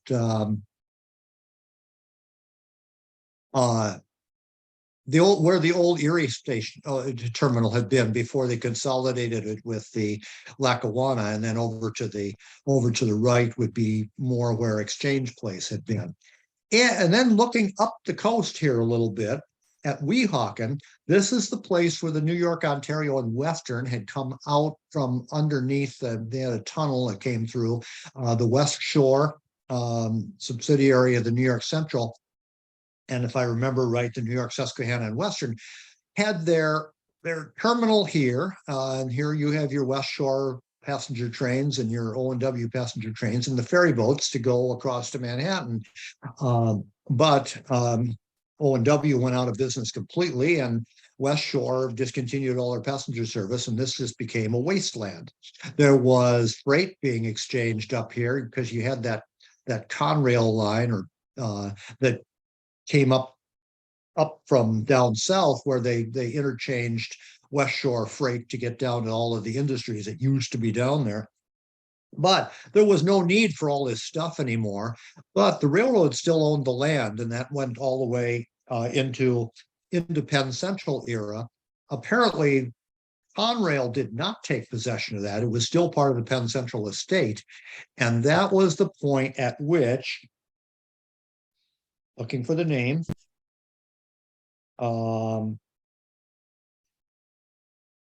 Arthur Imprimatore Sr. showed up on the scene. He looked at that and he saw not a rat-infested, litter-strewn nothingness. He saw an opportunity for real estate development, residential development with people with fantastic views of the New York skyline, and a whole new residential experience. Except, how do you get there? So Arthur Imprimatore Sr. started up a ferry boat operation in 1986 to connect Manhattan to his new development. And so he was just going along doing all that. And at that point, the Port Authority of New York and New Jersey, the operators of PATH, they had a problem on their hands, and that was that stuff was continuing to grow in Manhattan. Peak period ridership on the PATH was growing to the point where they were trying to be at capacity. They were having overcrowding. So they got together with Imprimatori and said, well, can you run ferry boats to other places? And so they started more routes.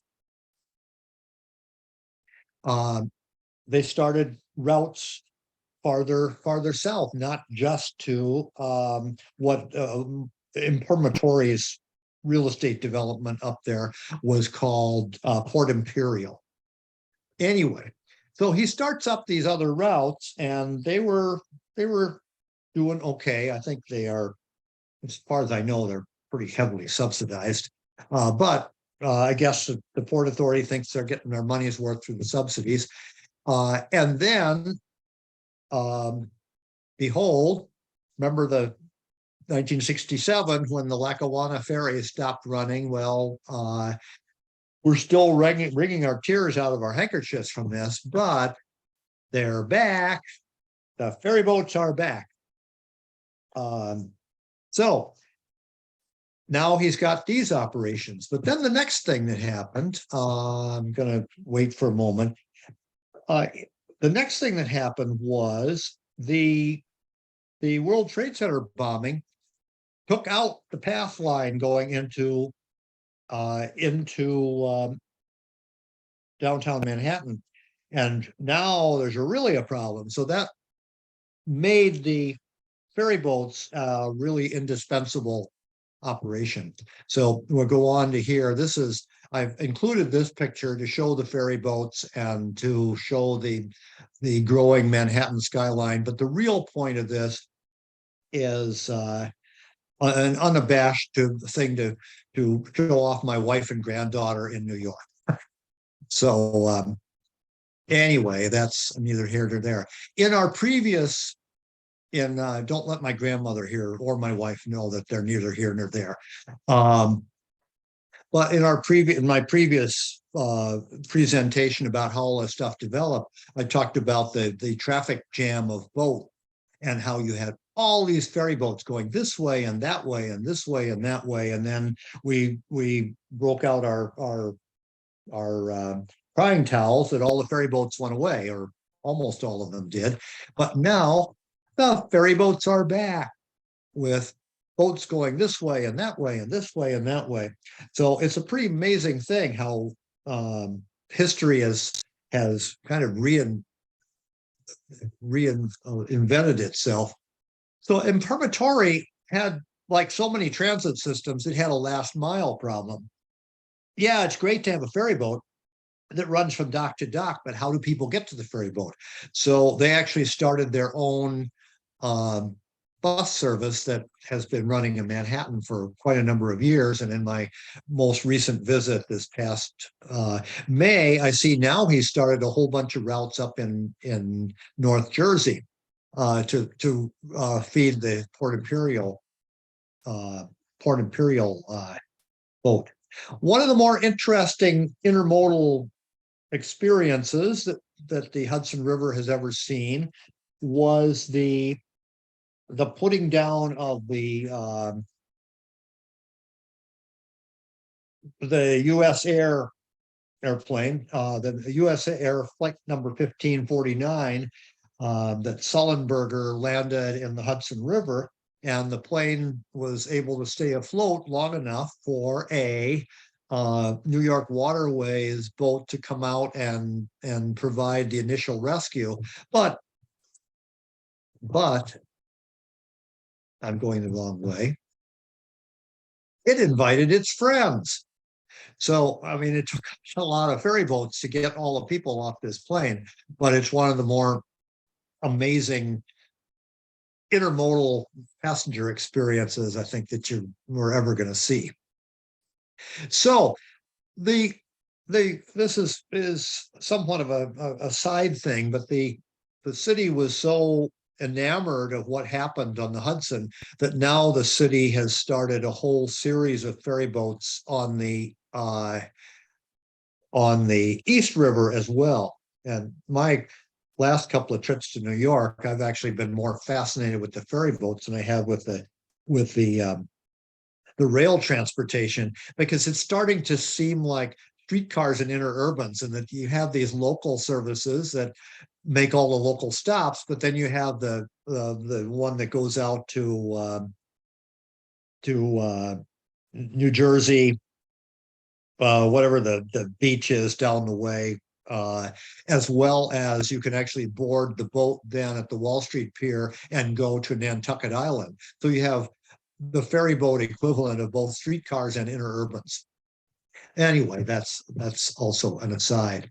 So next thing that happened, as the Wall Street West concept was happening, and the city planners in Jersey City, especially in Jersey City itself, said, well, yeah, we can do all this stuff, but we're going to need to have people moving up and down in a not so much in an east-west configuration, but a north-south configuration.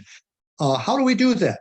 And so they came up with the idea of having this little, what was originally to be a boutique light rail that would just run basically from Exchange Place up to Newport. But the more they got into it, the more they really liked the idea. About this time, on the old Erie terminal property, the Newport retail office and residential complex was evolving. Another one was evolving in Exchange Place, each one at the very same nodes as where the passenger trains had operated a century earlier. So they started the Hudson Bergen Light Rail, that gets its name because it runs in Hudson County, and I guess it makes its way into Bergen County. There's an expectation that it will go a lot farther into Bergen County. We'll talk about that in a moment. But what it's done is it's transformed Jersey City. This was basically wasteland, and now it's a reconstructed historic neighborhood. So this was what it was going to look like early on, where it was going to run. Well, actually, no, this is when they had already decided to extend it beyond Hoboken. The Hoboken civic officials said, no, we don't want this thing running up Washington. And I'm not sure that the Hudson Bergen people were all that enthused either, because it basically was going to involve a considerable distance of street running. So as a result, it runs around the periphery of Hoboken. So it kept expanding. I'd recite all of the extension dates, but we're here to talk about the more integrated story of how the city was coming together. You can look up the dates themselves, but they had the little part that was originally conceived of between Exchange Place and going up to Hoboken. But then, well, you know, we can go a little farther south. And for the first time, you had something coming to Liberty State Park. H&M had never gone to the CNJ terminal. Of all those terminals along the Hudson, CNJ's was not on the H&M network, which required that they ran ferry boats longer than everybody else. So they extended this down on the former CNJ right-of-way down to 34th Street. And now that's where I'm going to come back to the scoot, the Bayonne scoot, and why it actually was important. Because the Bayonne scoot had operated from 34th Street or 33rd Street south and west, and now you've got this access coming this way.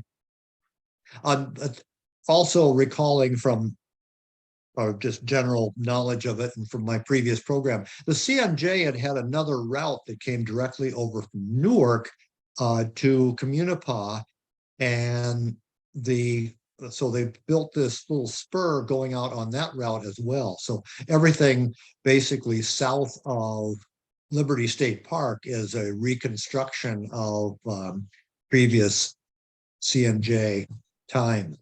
So that place that you saw as a wasteland in the late 70s and early 80s had now turned into this, where it wasn't just back office operations, but you've got the major companies moving their whole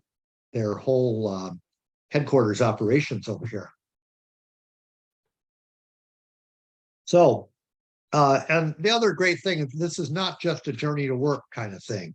People are using this to ride up and down to really stitch together the Hudson River waterfront, which is exactly the point of what they were trying to do. I mentioned the Newport development. This is precisely where the old Erie Railroad terminal had been before it got so old and decrepit that the city condemned it, and that's what propelled their consolidation of terminals with the Lackawanna before the whole railroads consolidated together. But this is an example of how having transportation in different directions can pull it all together and make for a really robust commercial and residential node, and also make piles of money for the developers. So we're going to go now a little north on the Hudson Bergen Light Rail. It kind of does this little, this is a transportation technical term, a wiggle and squiggle. It goes up and then down to Hoboken, but there's a T intersection there that some of the trains go to Hoboken and some come back around the other way. And this is at the Hoboken terminal, which is actually a stub terminal. So if I'd have gone one more picture, we would have seen that right here. And if Paul taught me well, I can do this and I can expand that so you can see how trains go one way or the other way, or there's kind of a three-way connection there. I think they're trying to do something with that. And when we reconvene this committee in another several years, maybe we'll have a different story here. But the point being here that it got extended then up around Hoboken and up along the waterfront to Port Imperial, Arthur Imprimatore's development back in the day. So this is a place where the two electric railroads are. You actually have three electric railroads right here because you got the H&M underground. There's not a lot of places that you have three electric railroads all this coming together. So let's go up to Port Imperial, to the vicinity. We are exactly where that trains coming out of the tunnel and having that old decrepit, well, in later years, decrepit terminal has now been redeveloped as all this stuff, including the ferry terminal and the light rail coming along. This is why Arthur Imprimatore knew that he could make a go of this. He's got these, you can live over here and have these fantastic views of Manhattan without paying Manhattan prices. Though I kind of come to suspect now that these are Hudson River waterfront prices. So for commuters who either are already physically fit or will be physically fit, they can ride the ferry boat over here or ride the light rail up here and then walk up this stairway each day up to their houses on the top of the hill. That is not a funicular, that's a step by step thing. So it is their contribution to physical fitness. So this is what Port Imperial looks like these days, now that the ferry boats are there and the light rail is there, and it has become a vibrant node in its own right.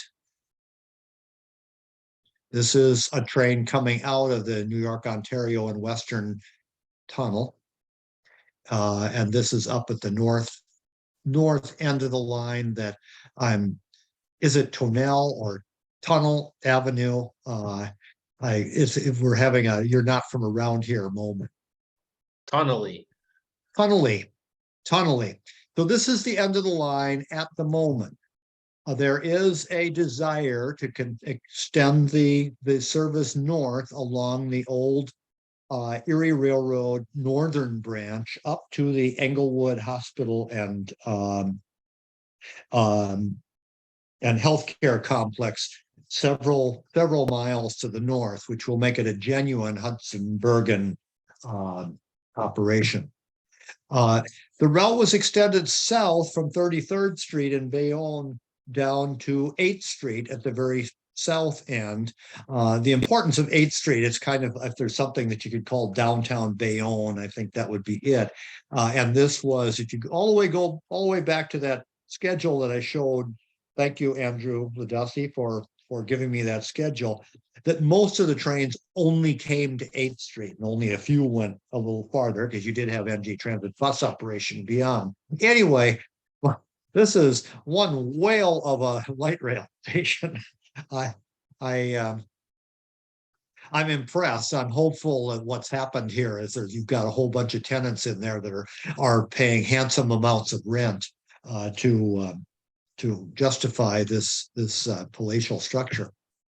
So we're going to start winding it down here by having a trip out to Newark.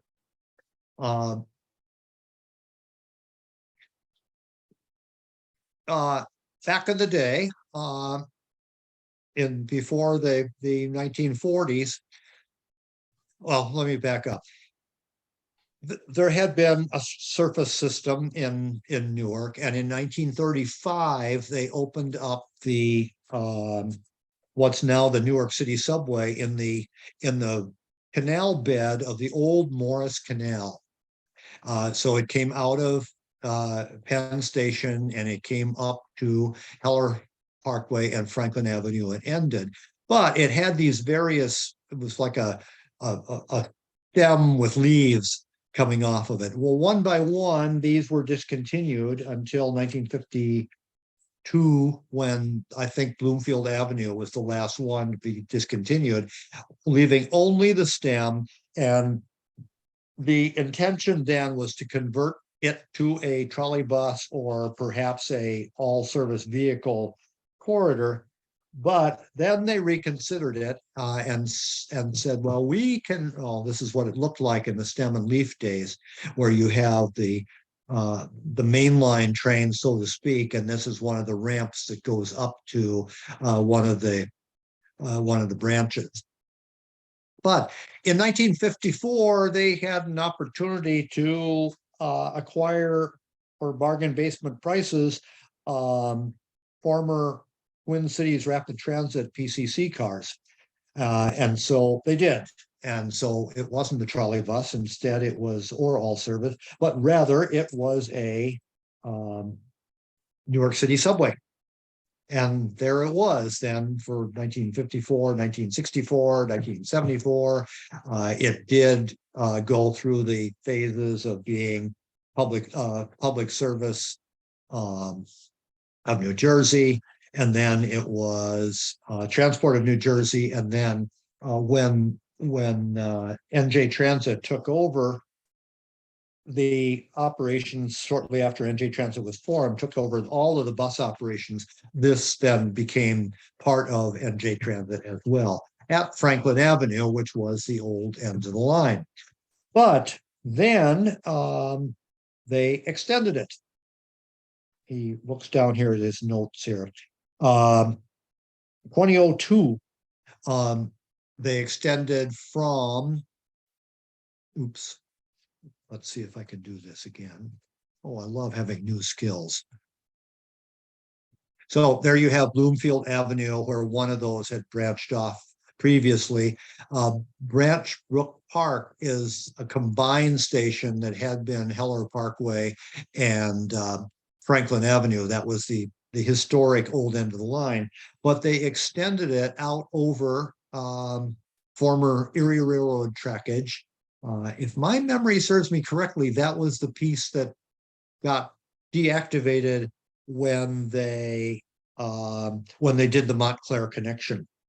Anyway, they extended it out on over active railroad tracks. And so you have now a situation in northern New Jersey where you have a shared right of way with temporal separation, and the light rail runs in the day and the freight trains run at night. So this was then the extension out to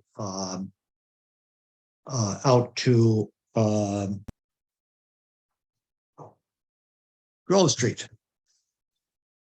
They built a new maintenance facility out there. In the earliest days, the maintenance facility was a former public service car barn out on Bloomfield Avenue. When they discontinued the Bloomfield connection, they did the servicing in the underneath Penn Station. But now they had a genuine servicing facility for the first time. I'm intrigued by the sweeper. I think that, as I recall right, it was secondhand from maybe Toronto. And I think it's not on the property anymore. If somebody is going to put that up in the chat to enlighten us to where that sweeper came from and where that sweeper went to. But it is just so funny to see this state-of-the-art facility with this century-old, probably McGuire Cummings sweeper in the midst of the current day light rail. So David, Andrew Ludasi said that temporal separation doesn't happen anymore since the freight service has ceased. It might have been at the beginning when it happened, but not anymore. Not anymore. Right. Well, things come and go. Right. So this is the station downtown. This fellow with his back to us here, this is the one and only David Allen. I think I must have taken this on the Tom Hickey multimodal tour. But I'm showing this picture because this is a before as the end of the line, and now then it was extended around downtown Newark in 2006 for several purposes. One was when they did the Montclair connection of the regional rail, it increased the importance of the Newark station and increased the importance of Newark in general as an employment node. But they also had the baseball stadium, which I think is not active now, but this stitched together a whole bunch of things in downtown Newark. But it hooked around from Newark Penn to the old DL&W station. That this one, I'm in awe of this structure. I never saw it during times before it was refurbished, but it certainly is impressive now. Once again, they are very much sensitive to the history, and so there was all kinds of stuff in there telling about what the importance was and of the station in days gone by. So among other things, as part of the system upgrade that created the Montclair connection, this station got high-level platforms, and it kind of grew up as a real urban platform. The straw hat here is Tom Hickey himself. So while we're in Newark, you can't go to Newark without taking some time in Newark Penn Station. I'm sure those of you in New York have spent quality time there, just gazing upon what's in the waiting room there. But for people who aren't from New York, when you're in the neighborhood, don't miss this. All around the waiting room, you have these, I guess you could call them giant medallions on the wall. I won't show all of them, but they just, each one of them depicts some kind of transportation. And once again, celebrating the history of the transportation systems. This is outside at the portico. And then inside, they have this statuary depicting passengers from days gone by. And underneath, there is the NJ Transit bus terminal. And what's significant about this to me is not only is it convenient and protected from the weather, what you don't see in this picture is litter. There are quite a lot of transit stations around the country that I've seen, especially in Chicago, where we just have just a really lot of litter. The worst I've ever seen is Pawtucket, Rhode Island, where the transit terminal, the air currents cause it just to become a swirl of paper. Anyway, I'm going off on a commentary not related to Newark. So a multimodal station on the upstairs level, at track level, not only do you have the connection to the regional trains and the Amtrak trains, but then this is the west end of the PATH trains as well.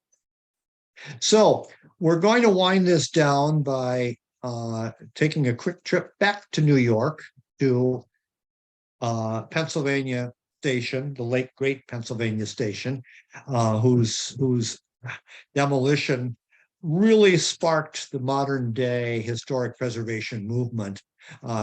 Certainly got Jackie Kennedy's attention and made sure that Grand Central Terminal didn't suffer the same fate by the same company. So the evolution, a lot of people like to complain about, well, Penn Station has got this Madison Square Garden overhead and it's cramped and all. Well, yeah, it is. But I found it personally as a visitor to be pretty functional and pretty well maintained. Sparkling floors and all. I guess it hasn't always been like that, but it's okay. And I realize it's not palatial. And in order to make it palatial, they have then, as all of you are more familiar with than I am, they converted the Farley Post Office into the new Moynihan Train Hall. So that's a start. And then from here, we kind of, I will mutter and grumble, though, about, to me, Moynihan has been kind of pasted onto it as well, this is what we had to do to get through the heat of the moment. It's going to be different in the future. We don't know quite how. But in the meantime, it's a rabbit warren. On some occasions, I've been able to figure out, I've considered myself to be a fairly savvy user of train stations. And sometimes I can figure out how to make it from one to the other without having to go up to the street and wait and cross at the traffic light and go in the gate on the other side. And sometimes I can't, but I'm sure that they're working on that, and I'll give them credit for that. But right now, there's no shortage of projections, as all of you are well aware, as to what the future may hold for it, other than the fact that there does seem to be a widespread desire to make it more than it is right now. So I also, just like we talked about with Harrison, New Jersey, or Port Imperial, what happens when you put money into something? Well, this was the Hudson Yards. And a lot of this is all still exposed here, where the Long Island Railroad trains, at least until Paul Grether gets done with this, Long Island Railroad trains are parked in here. But just all this mishmash over here, no more. It's pretty impressive what's happening as far as the rebirth and redemption and whatever all those other things we have in the title of this program. is what's happening on both sides of the Hudson River. I mean, you can do a whole program just about the New York side. And in fact, I would, if we'd had a little more time, I would have included the former New York Central walkway, but it didn't make the cut.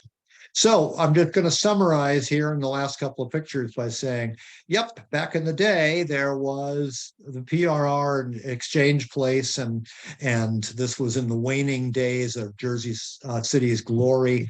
And this is the exact same place. We're looking through these buildings, but where the PRR had been. And so we've gone from that to this in an hour and a half or 2 hours or however long it's been. So with that, we're going to get on a rapid train and go huffing and puffing out of town, even though this is the ERA. And I want to thank you so much for your attention while I took you on this tour through the decades of redemption and rebuilding and all those other things. So now I will turn it back over to Mr. Newhouser. So I'm clapping on behalf of you had about 115 people watching. And yes, it's really hard to thread things together, but there are a lot of interesting comments in the chat. And all of you who are, I stress, paid up 2022 members, you will be able to request a copy of the recording when it's posted in the next week or two. The next program is January 20th. The speaker is Jack May, who's always wonderful. He's always our January speaker. But right now we have David here, and feel free to unmute yourself and turn on your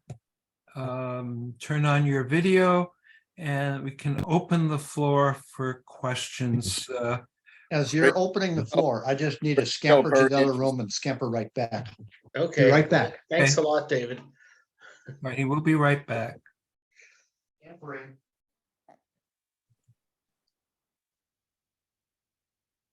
In the meantime, all of you feel free to turn on your videos and unmute yourself. So you have your questions ready. So I think the furthest person. Scampering back. Okay, there we go. All right, David is back. So also your former professor heartily approved of your program, David. Well, I'm hopeful that he's going to give me a good grade, Ben. There is a project that you didn't show. You got it, David. It's a project called the East End Gateway at Penn Station. And I've made a number of trips to there over the last year. And the MPA chair, General Lieber, likes to refer to those low-hanging beams as head knockers. Well, they're finally all gone. I was there earlier in the week, and the last ones are gone. I was there on the 4th of December before I went to ride the holiday subway train. And the people, not on that particular part, but there were a ton of people working on a Sunday morning on trying to finish up the work of the East End Gateway. Wow. But it was a great program. I enjoyed it. Thank you. That was a super show. I had the good fortune to have lived through a lot of it since I went to St. Peter's College starting in the early 60s. So I saw the transformation from the Hudson Terminal and the original PATH cars right through to what PATH is today. I think the next big development really has to be doing through running from the Metro North, the Long Island Railroad, and New Jersey Transit through Penn Station, so you can really get from Connecticut and Long Island and to New Jersey and back and forth without having to go upstairs, buy tickets on the other system and go down again, which is totally feasible in the age of computers. That would be like Europe. Hey, how about that? Maybe in 2200. David, is there a part 3 of this coming? And if not, I think we'd be interested in the future I know you do a lot of quarter by quarter of Chicago, but if you did a overview of some of your other presentations for a future month next year, that would be of interest to our group. Yeah, I actually have done some things out at CERA and other places. I do, we have my personal streetcar system out here and on the west side of Chicago was the Chicago and West Towns Railways. I did a program about that. And I've got one somewhat like this that talks about the city of Chicago and how it grew with the streetcar system. That would be great. That would be great. So- Send me, when you have a chance, send me like a list or description, whatever you have, and then we'll try to plug that in for next year. That would be great. All right. All right, In I'm the sorry, meantime, everybody I'm- else, you feel free to jump in. Okay. Is Your there a use of possi- maps was very effective. Yes, I think it really yes. complemented the program very well to show what really happened over the decades of the development in New Jersey. Thank you. Is there a That's a- possibility of a book? Well, I've actually got a book that I'm working on about stuff going on in Chicago, and I've got to get that manuscript pushed out the Mhm. door. It would be a fun thing to do. I would like to, though, is in terms of a book, was put a plug in for something. It's getting a little old now, but the 2-volume Carl Condit Port of New York history of the rail and terminal system from Grand Central electrification to the present. And the first volume was history of the rail and terminal system from the beginnings to Pennsylvania Station. I don't know if it's still in print, but those things are awesome. Okay, you feel free to send me the citation, and then when we post it, we can put it on the website. All right, I can do that. I just have to note it on my to-do list. Bob, I can put it in the chat. Okay, great. That'll be, you have the book, Paul? I do. Okay, so Paul does our book reviews. He reinstated after many years and many false starts. Our bulletin now has a regular book review author in all of his negative spare time. He manages to put out a book review each and every month. Great. Okay. John Scott, aren't you from Australia? Unmute yourself. I guess that's your most distant. I am from Australia, and not only from Australia, I'm from Melbourne, Australia, where we know that we have the privilege of enjoying a magnificent streetcar system, which I regularly use and greatly enjoy. Great. And while I know we have a bunch of people who I should have made the announcement earlier, either probably in January online, February on print, we will be announcing our 2023 ERA North American Convention, and it will be Portland, Oregon, and Seattle, Washington via Yakima, Washington. All three have various types of traction systems. The dates will be July 6th through 11, 2023. Again, you will see it on the website, and we will be sending out hard copy latest in February. So, okay. Any other comments or questions? I'd like to congratulate him, not only on the quality of the pictures, but the quality of the organization of this presentation, which is absolutely excellent. It's one of the best I've ever seen. Partially that's because it's an area that I love and very familiar with, but it was a great, great presentation. Well, thank you. I would like to mention that the Stillwells, the Boonton coaches, and the Jersey Central commuter coaches are still the backbone of a lot of the tourist railroads around the United States. I was on the Arcade in Attica several years ago, and it had Boonton coaches, and they said they'd been on the Arcade in Attica longer than they were on the Delaware, Lackawanna, and Western. Wow. We need to look no farther than Illinois Railway Museum in my neighborhood for the same thing. We've got Lackawanna cars. Okay, so David, I have to throw something in on Paul and Kristen's behalf. Paul, this was a comment from Kristen. I think you've gotten a request from the Pennsylvania Trolley Museum to probably put on both of your series for that group, and that gets a totally different audience. So Paul, you'll connect David with Kristen, or I will. Okay.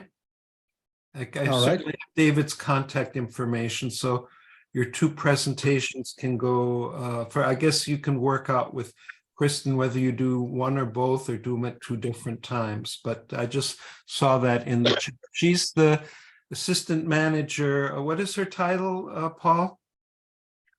Oh, I'll let- Assistant Manager of Visitor Experience. Oh, there you are. Okay, great.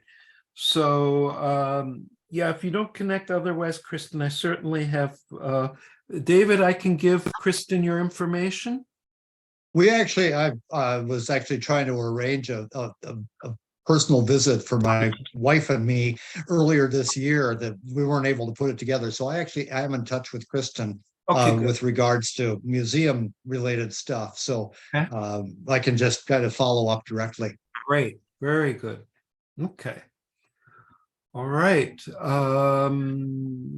Any other comments or questions before we once again congratulate David and let him go on and get ready for the holidays. So last chance. And so if there are any other comments, you can put them in the chat, or you can send them to me at bnnyc1955@aol.com. I will make sure that David gets them. Okay. Bob, I just wanted Alright. to echo, I think what some of the commenters were saying about, it was a great presentation. I learned a lot. Thank you. All right. Yes. Thank you. Yeah, so Bob, yeah, go I ahead. think Jack May's doing the January presentation, correct? Yes, it's gonna be on Yeah, Western Europe. I think Jack signed off already, but I don't think there's been anybody who's done more to document electric railway development in the Ukraine than Jack. Mhm. And I think if you look at the Ukraine today, it's just something, it's so awful, but at least he's preserved what it was and what it'll be again someday when the Russians are forced out of there. Hopefully. And I think Eric has done quite a bit with Mary. I think sometimes together with Jack. So that's right. Okay, any other comments for David? Going once, going twice. David, once again, I can't thank you enough for really a wonderful evening. Often I have a hard time staying awake for some people's presentations. I was there for every single slide there. And yes, please get in touch with Kristen because she really runs a good program. She's really taught everyone else how to run these shows. So all right, so with that, I wish everyone either happy Hanukkah, Merry Christmas, happy Kwanzaa, whatever holiday you observe. And then we will see all of you January 20th. Okay, with that. Happy New Year, Merry You'll have- Christmas, and Here. happy. Merry Christmas, happy Thank happy you, David. Hanukkah. All right. See you later. Bye.